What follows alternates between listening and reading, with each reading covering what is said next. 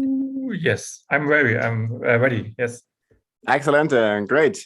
So guys, welcome to day 57 of the 90-day challenge. Today I have Christian Richter on the channel, Dr. Frührente, or AKA Dr. Early Retirement / Dr. F.I.R.E, Financial Independence, Retire Early. And I'd say, Christian, welcome to my channel. I'm talking about business, life, and mindset. So basically I'm exploring everything that's out there in life. So actually I'm a scanner. So this is a scanner channel. And I also have a little clap for you. So how to retire early with Christian Richter. Let's start. Yeah, thank you for having me. I really like to talk to you. So we in the past we have quite some moments already, but yeah, let's dive in. Let's do it. Yeah. So Christian, I was actually on my conference. So for the last 10 days, I organized an online conference with some of my business partners. So Susanne Soil, Marco Lachmann-Anke, and many, many more people in the background. And it was actually about investing. So for 10 days, we were sharing knowledge about how to be financially independent. Actually, I can share my screen, right? That should work.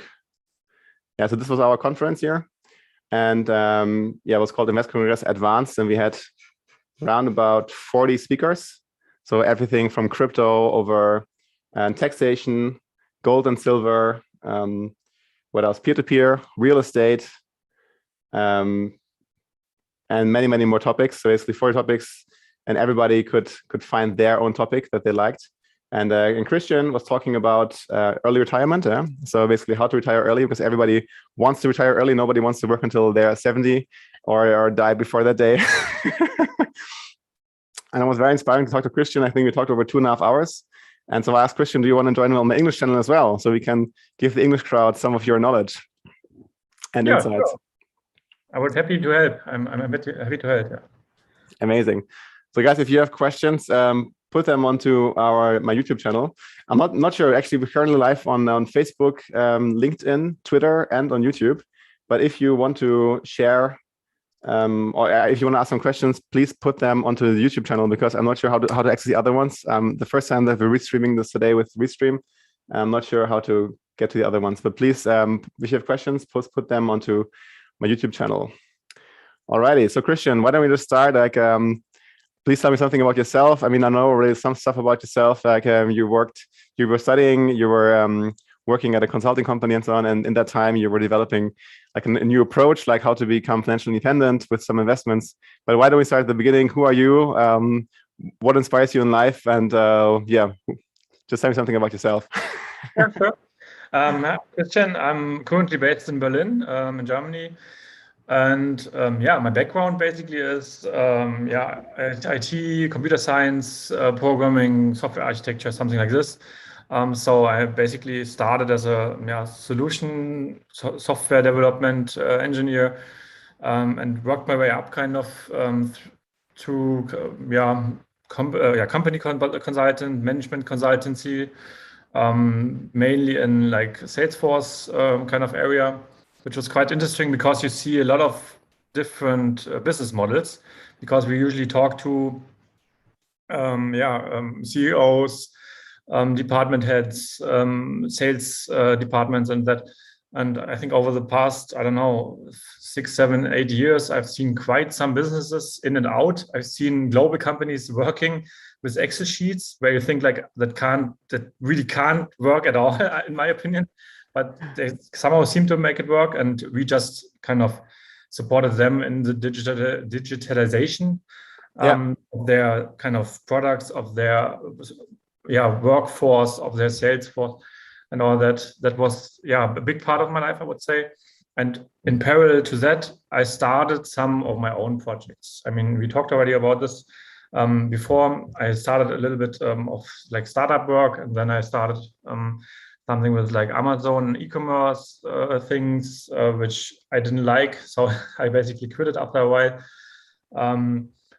Here and there, I mean, you know, the entrepreneur life, it's like starting things, throwing a lot of pieces in the air, and then just see what works. And for me, what seems to what seems to stick is mostly the like money thinking, money mindset, investment, how to invest in different assets like real estate, crypto, stocks, and so on.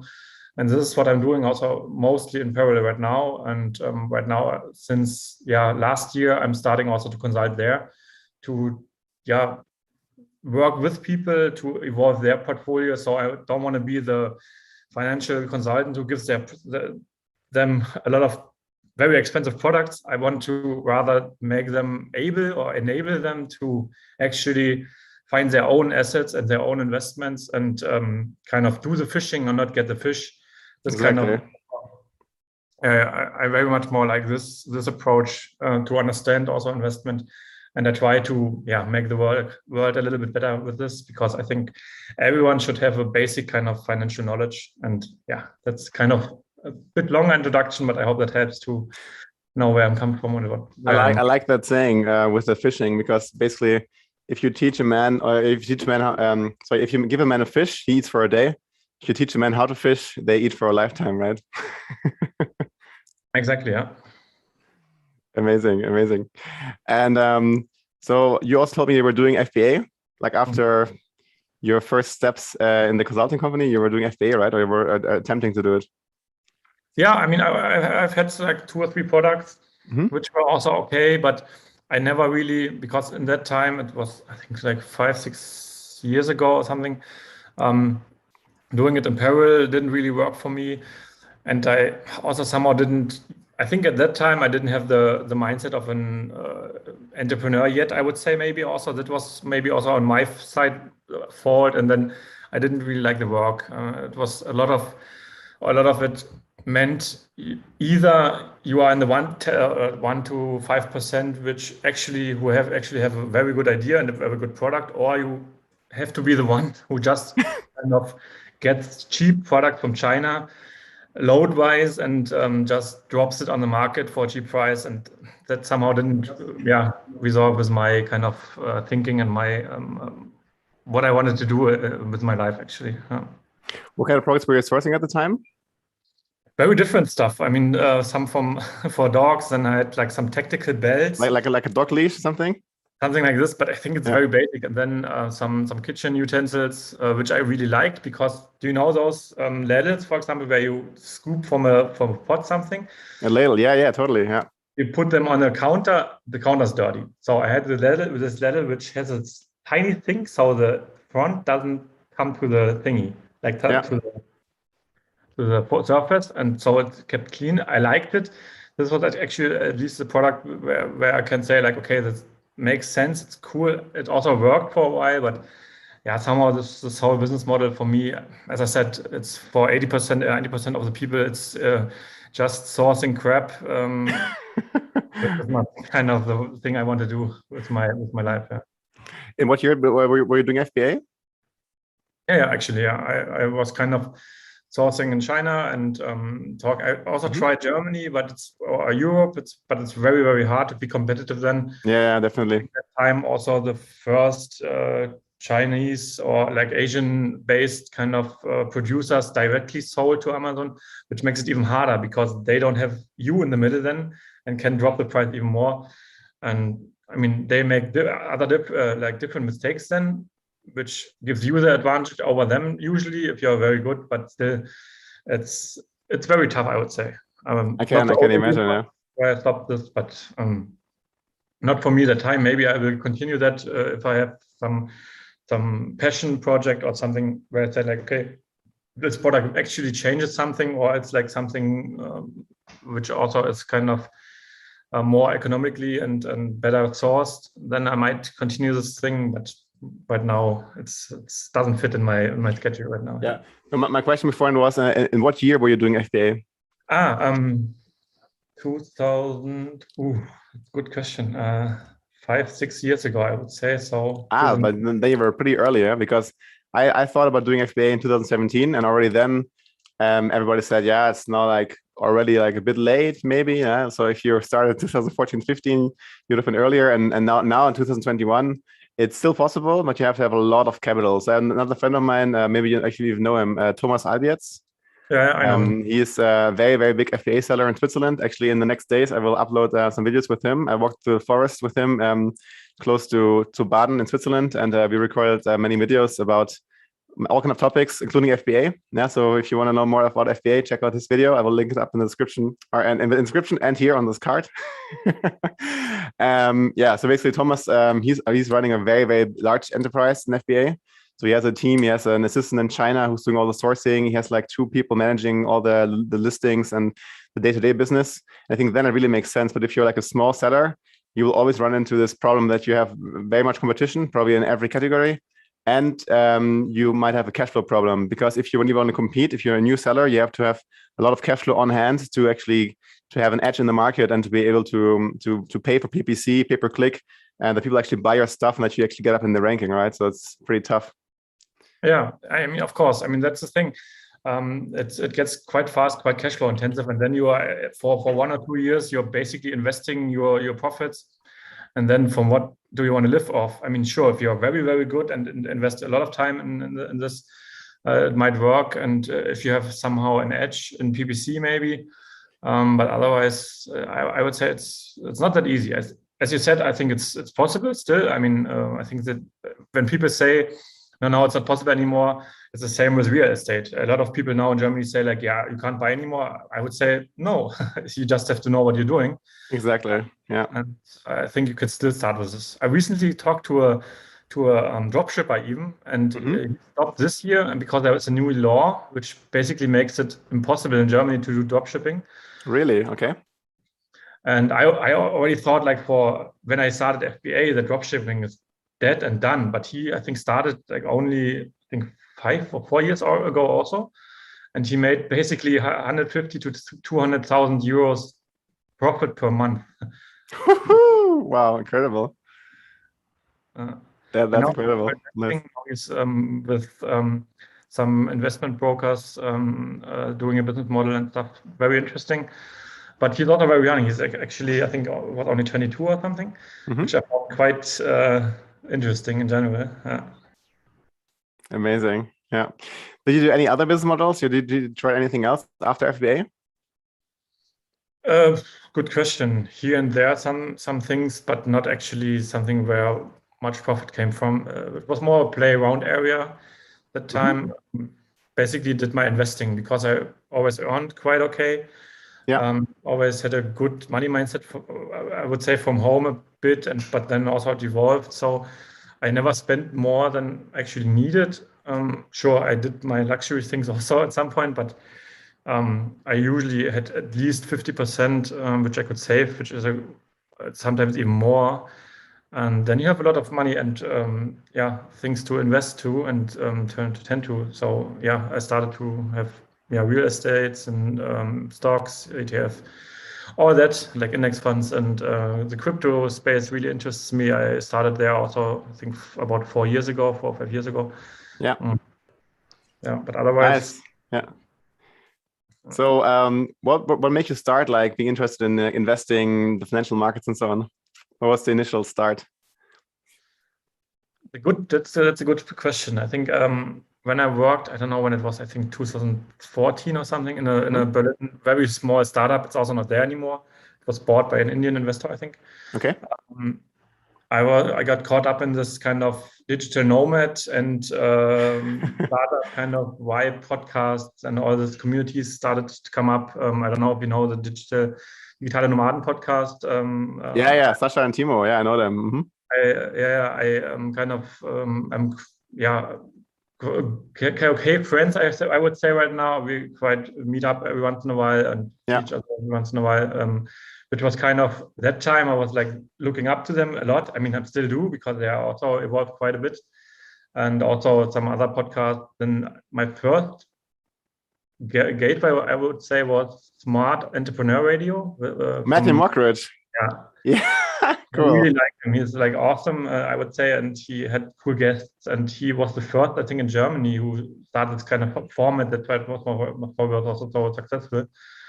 I listened to him a lot and to the different business models. And then to mix this with also like business and management consulting was awesome because I heard from him the business models, what can work. I kind of connected the dots from my daily business, where I saw the actual business models like working and in action and what they are struggling with. We usually help them with like optimizing their sales processes or in general their business. And yeah, from there, I basically came into investing because I thought like, okay, a lot of people get rich, but not doing their basic job usually. I mean, you can earn like maybe 100,000, 150,000, 400,000, whatever number. But there's usually a certain gap at some point, or a certain stop. A threshold, like a limit, a cap, a glass ceiling. And then I thought like, okay, plus I don't want to work all my life, or I would rather do work which actually matters to me more at some point. And that kind of thinking gave me the point where I thought like, okay, there must be more. And I started looking up things. People got rich on richer with real estate and investing in general to let their money work for them. I mean, we discussed books recently also. The Rich Dad Poor Dad. I mean, it's classic. This one was me quite the big move than some other books too. And I just saw, okay, that completely makes sense. I was always a saver, but I just saved. So I had cash in the bank and maybe some stocks where I thought like, okay, but with no structure, no system, I was kind of didn't know what to do. And then I just started investing some time there, and from there built up. I invested there, here and there, and started there, made some mistakes as always, and then it started from there. It got me interested, and when I saw, okay, if I invest, I don't know, 5,000 euros here and it gets me a cash flow, that's awesome, because I can earn some money, put it in the bank, and kind of add to my income sheet. I can add some more money. At some point, I just have to buy assets. And at some point, and I think I'm there right now already, that my assets bring me actually more income than my actual work, which is that's amazing. Cool. It's never passive. That's why I also like passive income, the word. You still have to do something. You can always like get some assistant or get some asset manager or whatever, but you still have something usually to do, especially in the beginning or in the intermediate phase. But when you understand this, I think that you can buy things which work for you. I think that's a game changer, so to say. Absolutely. How was the feeling when you first realized you're making more money from your investments passively than from your active work as a consultant? I mean, that's crazy. That makes you look completely different on your own time, because right now, and I think that's also the shift to kind of an entrepreneur or like a company owner. You see your time as a resource also. For example, just today, actually, I went to change the tires, or let the tires change for our camper. Yeah.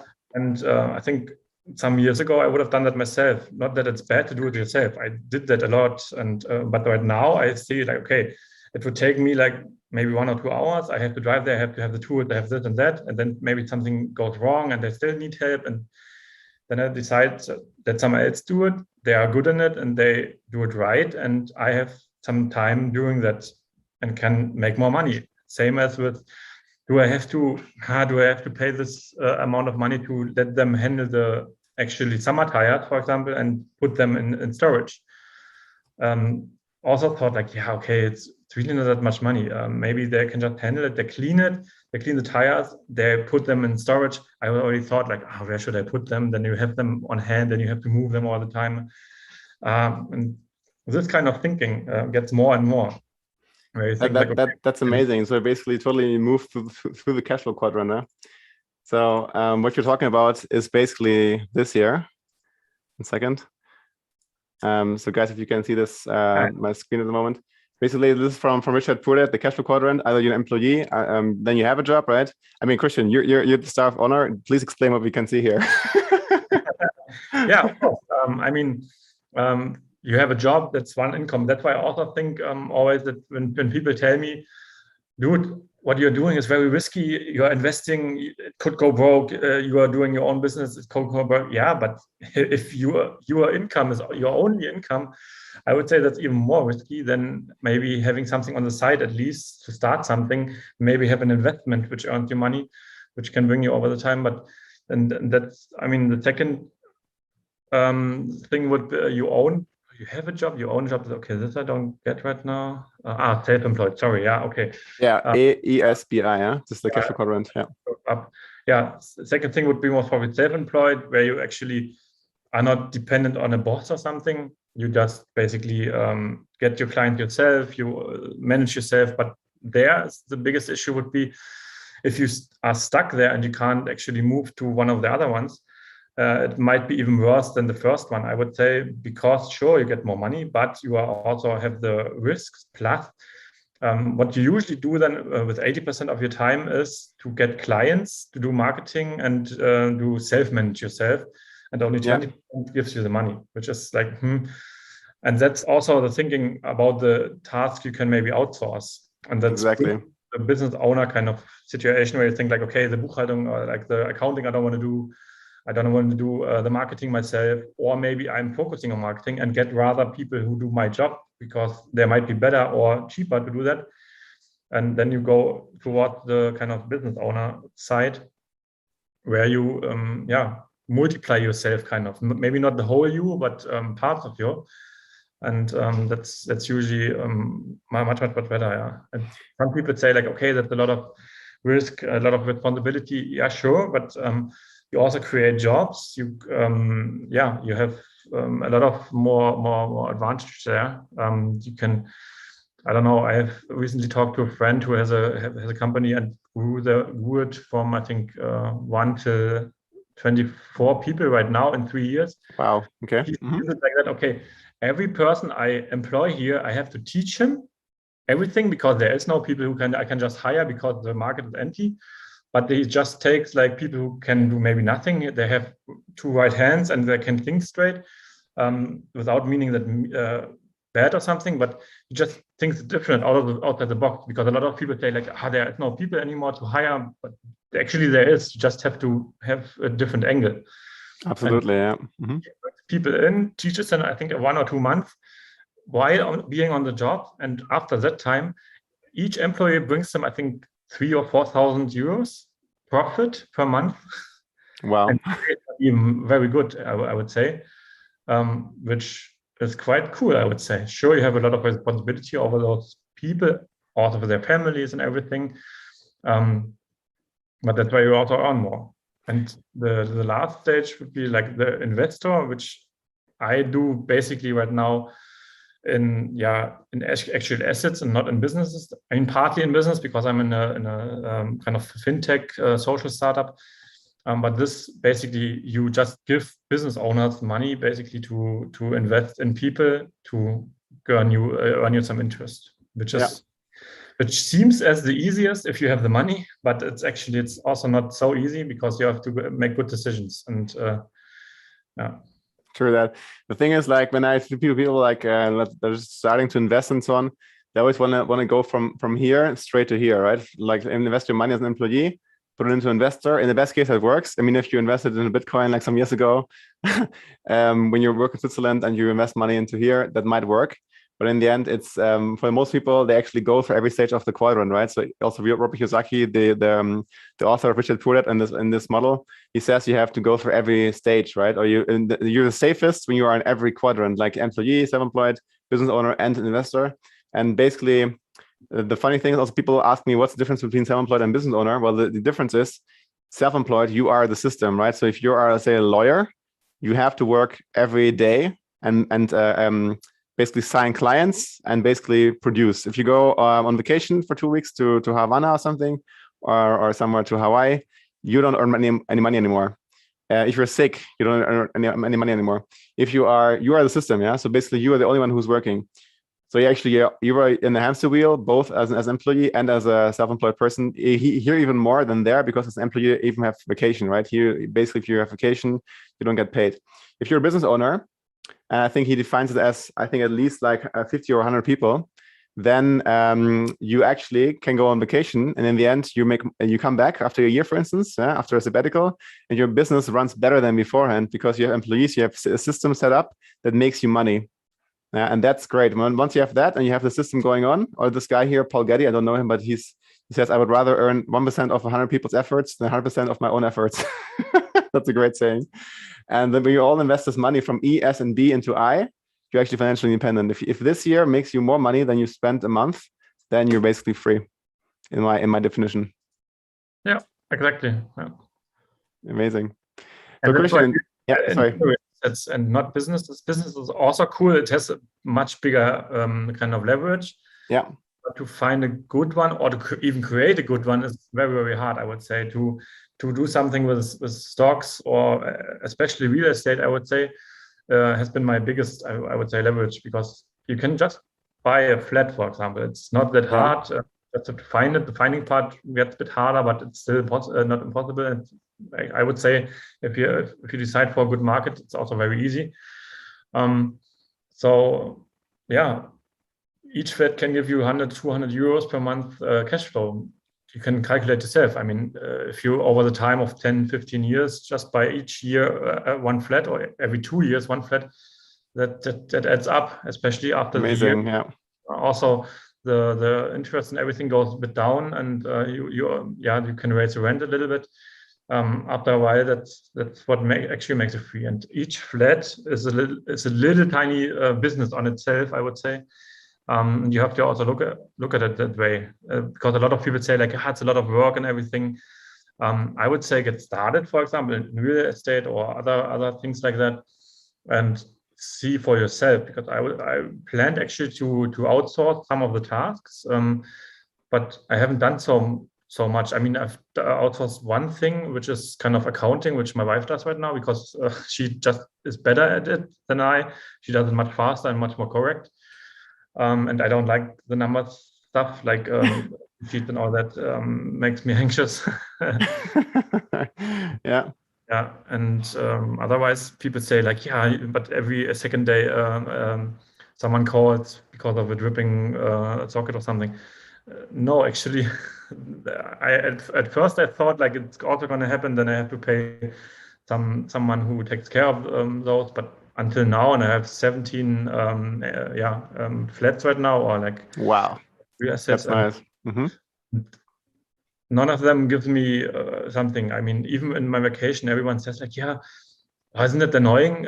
Because recently I was in Gran Canaria and kind of vacation, also work vacation kind of mix. Yeah. And usually I get asked, then, yeah, if I get called, for example, it's like, I get called for 10 minutes and then, isn't it very annoying if you get called all the time? It was like one call during the whole time. I don't know. During that time, I earned about 2,000 euros. So I made money actually in the vacation without doing anything much besides that 1 or 2 calls. I would say it's fair enough, especially the second call was about the flat I recently built up as an, vacation home kind of thing.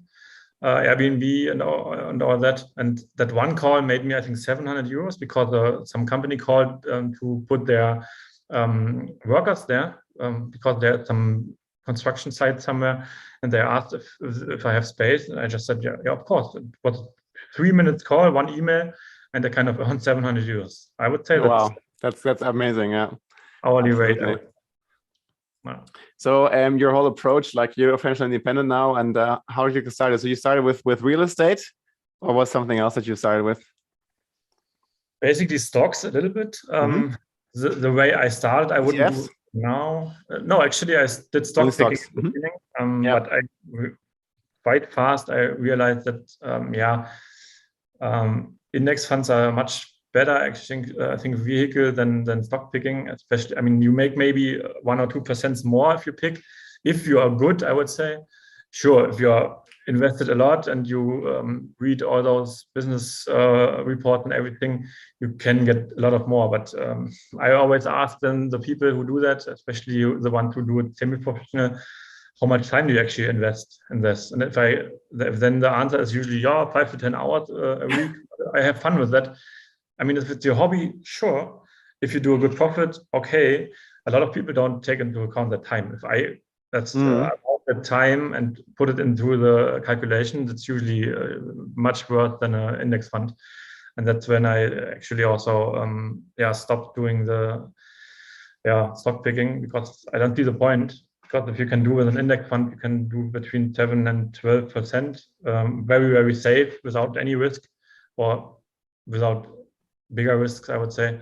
Why would you do it for like, I don't know, 1 or 2% more? I mean, maybe there are some people who still can kind of do I don't know, 20-30% per year, but usually after a couple of years they also see that it's maybe just because of the market right now, everyone can pick good stocks and be successful, but the actual good investors are kind of found when it's also declining market or maybe a crash market. Yeah, totally. I think a lot of people will not survive this kind of thing, or they will then only then realize, okay, maybe I'm not as good, because profits are all the time made or can be made even in shitty markets. A lot of people don't know that, and they think like, yeah, okay, then I'm not investing for 2-3 years if the market's declining. Yeah, but what do we do then? I mean, if you need money and stuff, I don't know. True that.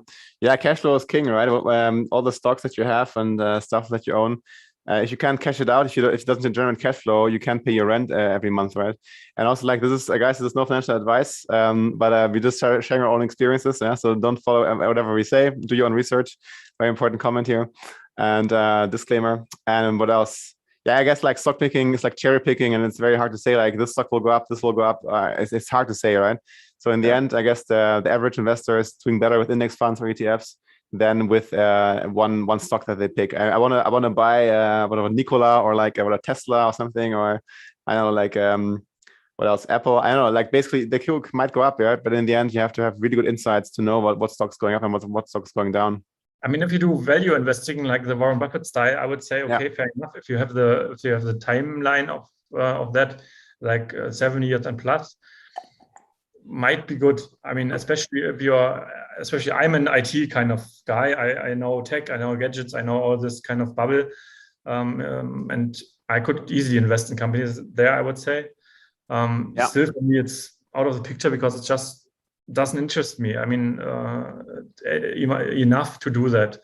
But if someone is a good investor with a knowledge of stocks and has maybe a branch where you can say like, okay, I have an edge here because I know things and I'm actually working in that field, that might make sense. But to analyze the whole market, that's a whole job. I mean, I would say, and what I usually think about, like, I am just a normal guy from Berlin.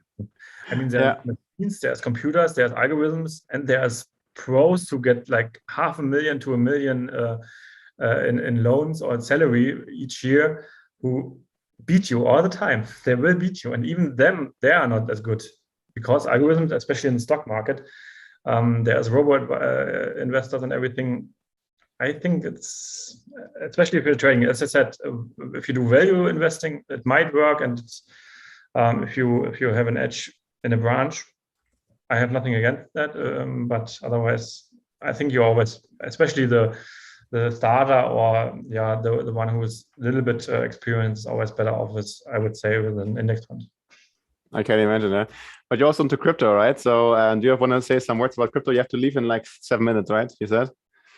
I mean, I have a bit more time, but I mean, most probably not like half an hour or something. Okay, cool. So we have like 10 more minutes or so. Yeah.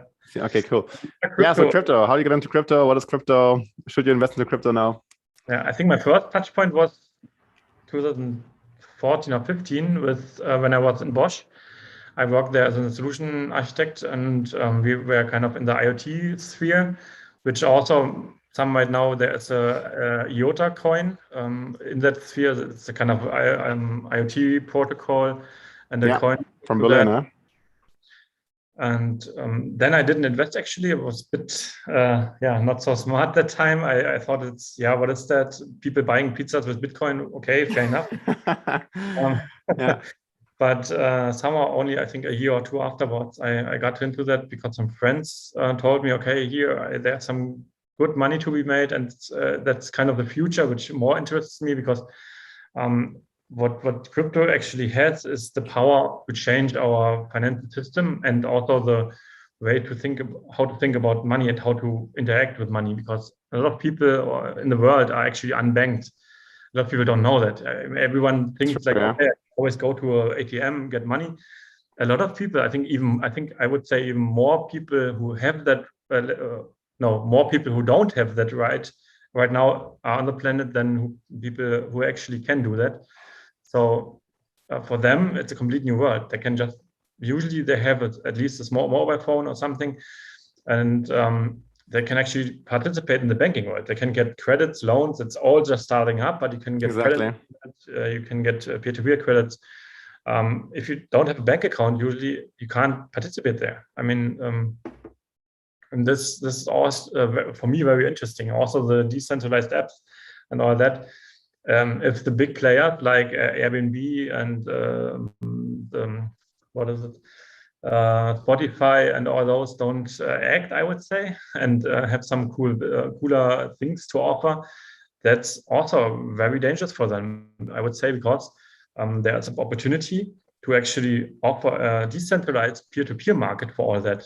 Yeah. Where there's no middleman, actually. You can just build up entire marketplaces around this kind of business model. You have, for example, Spotify. A lot of small artists are treated very shitty. I mean, they are basically Drake owns Spotify. Some would say, and he even though he gets already the biggest share of the whole market, he even gets better deals than the ones who are actually at the bottom, which in some are even more than him, basically. But I mean, crazy, yeah. Any leverage there. But what could they do with like combination with decentralized apps and NFTs, for example? They could create a market and offer their music to a certain price, what they find is right. And maybe there's some, I don't know, some market algorithm structure or whatever who brings that together in an even cooler Spotify. It's like decentralized Spotify. That's a big danger. Same with like the Airbnb or Uber or anything like this.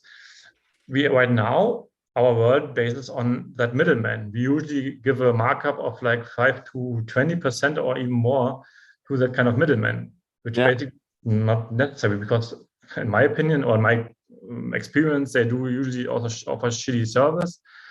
Then they take a lot of margin from the people actually doing the work, especially I think with Uber, it's very hard for them to usually to survive, and they basically just create one time a platform. Sure, it's also work, it's also something to be done, but I think the next step in this kind of technical evolution will be also towards something more decentralized. Absolutely, yeah, it's crazy. The crypto space, you can build everything that's out there in the normal world, like especially in DeFi, decentralized finance. You can build the entire financial system on the blockchain, basically, right? So many changes are coming up in the next years and so on. But Christian, before you leave, maybe we can talk about like how to put it all together into a nutshell. Like somebody who wants to be financially independent and they at the moment still have like a normal job, 9 to 5. How should they get started? How do they put everything together? Yeah. It's actually not that difficult. I mean, I would start with one thing after another. Maybe set up or maybe make up your mind how much your like savings rate is. If it's like below 10%, I would rethink if that's really all you can save. Because I would say everyone, even if you earn only 1,500 or something, either raise your earnings. It's also a learning from the book from Robert Kiyosaki. Raise your earnings and push down your liabilities. Start with that, I would say. Raise your income, because especially if you don't have a big income, that's much more leverage than I don't know. Start with saving, I don't know, 20 euros. It's nice over the time. Also, it gives you something. But if you can save only 20 euros, I would rather say like, okay, take those 20 euros and invest it in yourself. Buy some books. Yeah, and then for example, this. Those are all the classics here. Yeah. Get the mindset running, because this also gives you, and that was also for me, awesome.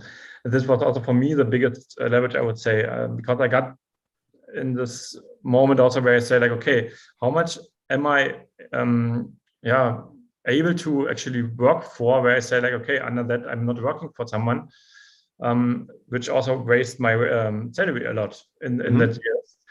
It raised it, and then I had more to invest, and I would start there. Maybe do a kind of tracking sheet of your expenditures. I know it's a hustle and it doesn't.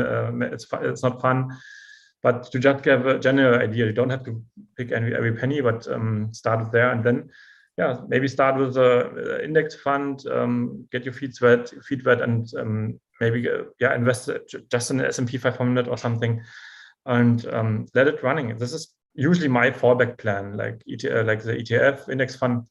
I invest in it, leave it running, check it every quarter or something. If there's everything fine, I have 2-3 set up, but that's also not necessary. Just start there. And my next biggest leverage would be, I would say, real estate. Depending on the market cycle right now, might be even crypto, maybe to also start there. But I would always say what you're more comfortable with. Real estate certainly has a time advantage. I mean, all assets have, but real estate is cool because someone else is paying off your kind of the credit. Yeah. Nice. So the earlier start there, and it's really not that difficult anymore. I would say there's so much stuff outside. I mean, also check maybe out my homepage. There's a case study where you can just I give a whole kind of overview of how I invest. This is really just a rough kind of here overview. What I would say, you can. Cool. That is that's Christian's page. I just posted into the chat. Yeah. Also, that's his Instagram. Yeah.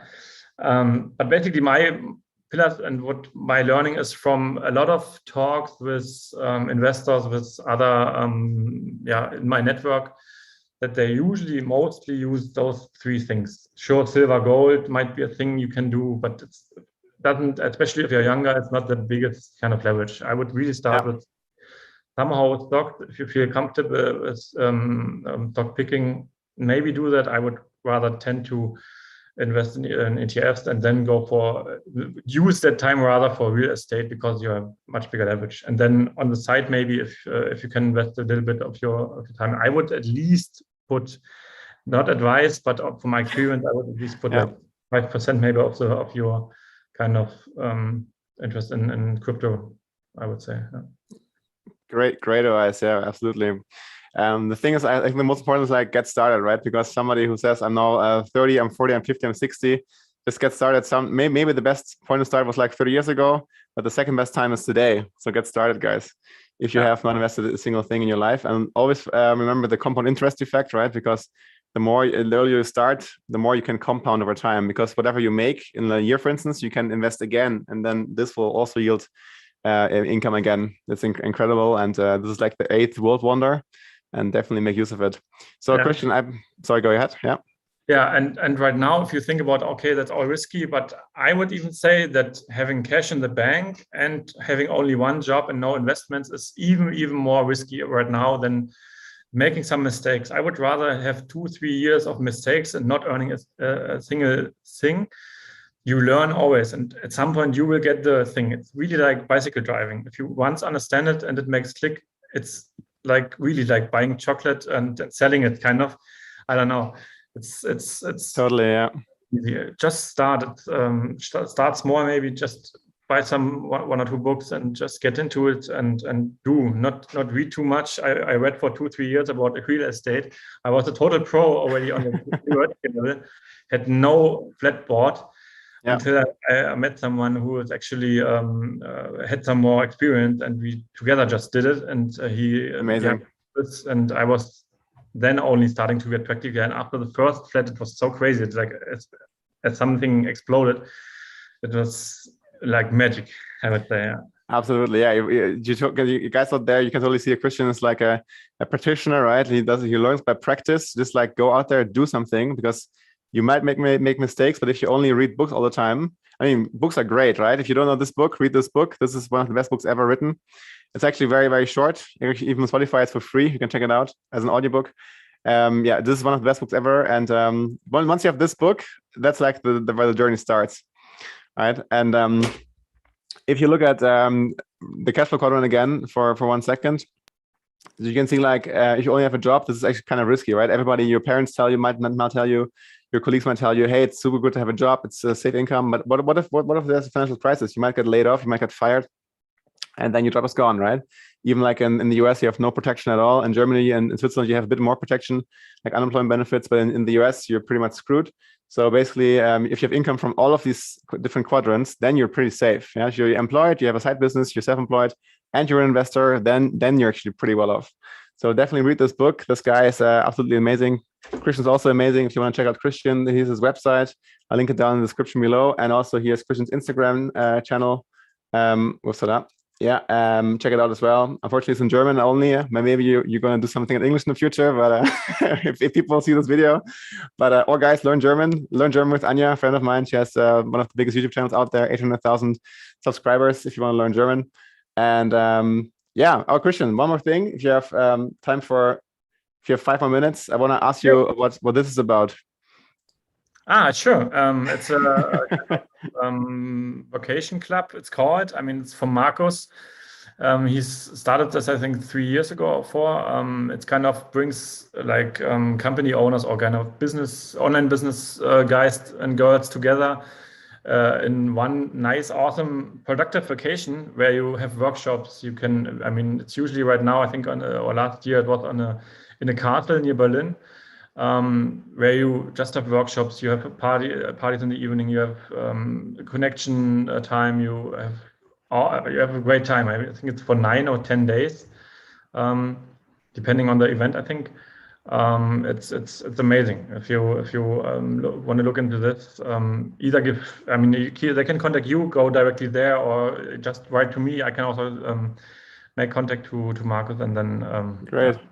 Yeah, as Christian also convinced me to join the vacation. So next July, I'm actually going to join the vacation alongside with many other like-minded entrepreneurs who want to really basically move forward in their businesses.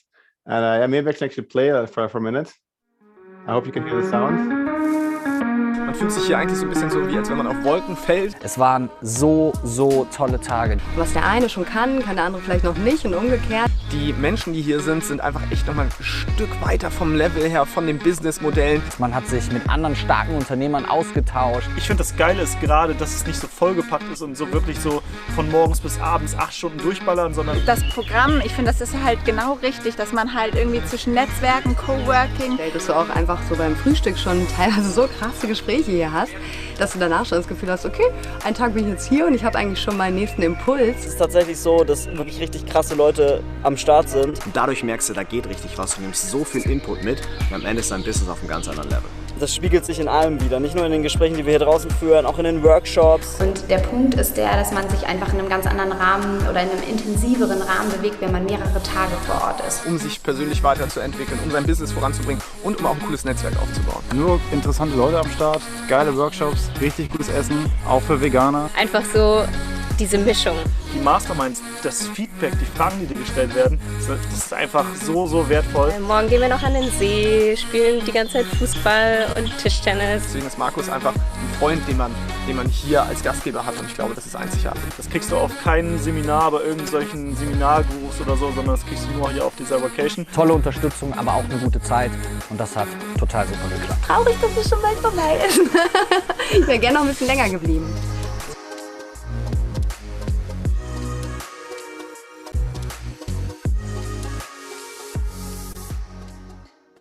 Yeah, super cool. We're looking forward to this vacation. I think it's going to be amazing.